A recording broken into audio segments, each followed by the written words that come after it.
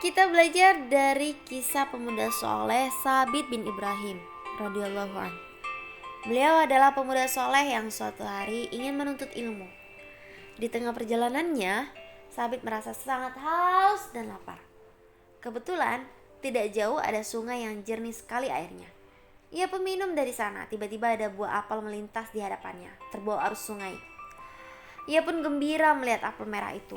Karena merasa sangat lapar sekali, tanpa pikir panjang, Sabit memakan apel itu.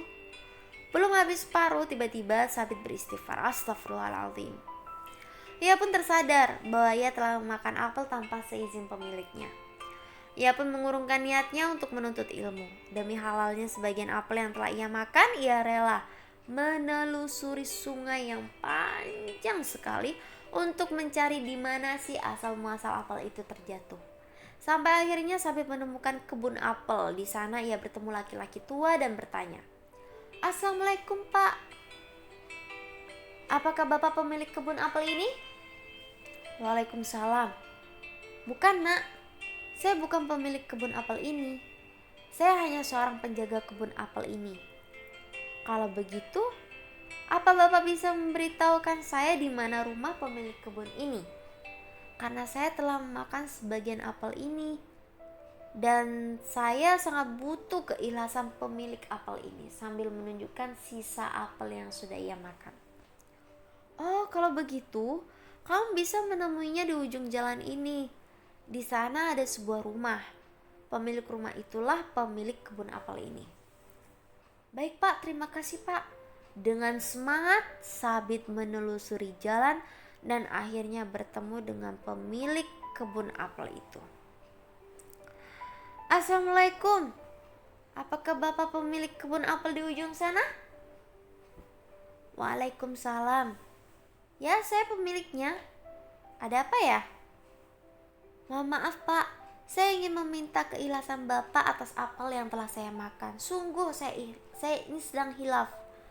Apa Bapak mengikhlaskannya?" Gimana ya? Saya belum bisa mengikhlaskan apel yang sudah kamu makan. Tapi saya akan mengikhlaskan apel yang kamu makan kalau kamu bekerja di kebun saya selama 3 tahun. Bagaimana? Sanggup? Demi halalnya sepotong gigitan apel yang telah masuk ke dalam perutnya, Sabit akhirnya menyanggupi syarat sang pemilik kebun. Hari demi hari, minggu berganti minggu, bulan berganti bulan, tahun berganti, sampai akhirnya tiba waktu 3 tahun berlalu.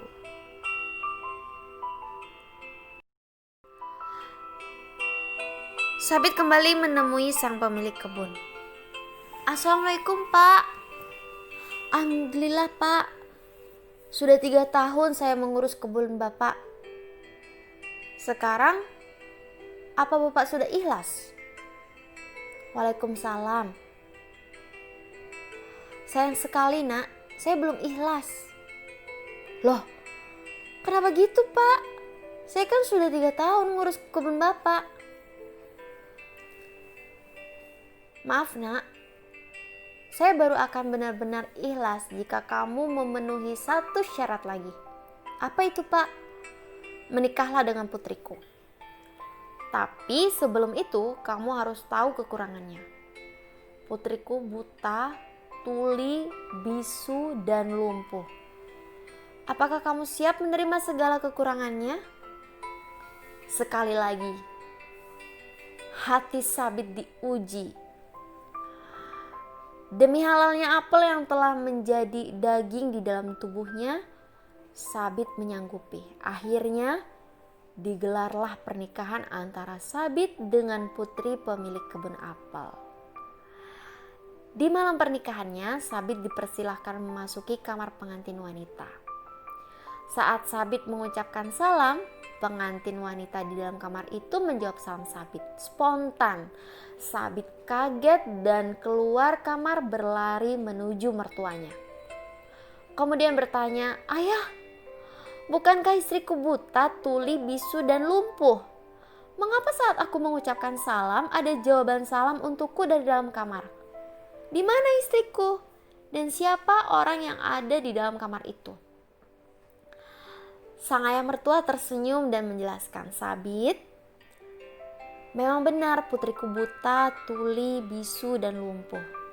Tapi buta yang kumaksud adalah tidak pernah melihat hal-hal yang diharamkan Allah. Tuli yang kumaksud juga karena putriku memang tidak pernah mendengar cerita atau berita yang membuat Allah tidak ridho. Kusebut ia bisu karena lidahnya hanya sibuk bertasbih menyebut asma Allah. Sementara kusebut ia lumpuh karena memang kedua kakinya tidak pernah melangkah ke tempat-tempat yang tidak diridhoi Allah." Mendengar cerita mertuanya itu, Sabit amat bahagia mendapati istri yang ternyata amat solehah dan wanita yang sangat memelihara dirinya. Dengan bangga ia berkata tentang istrinya, "Ketika kulihat wajahnya, subhanallah, dia bagaikan bulan purnama di malam yang gelap."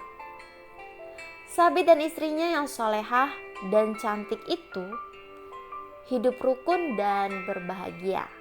Tidak lama, akhirnya mereka dikaruniai seorang putra yang ilmunya memancarkan hikmah ke seluruh penjuru dunia. Itulah Al-Imam Abu Hanifah An-Nu'man bin Thabit.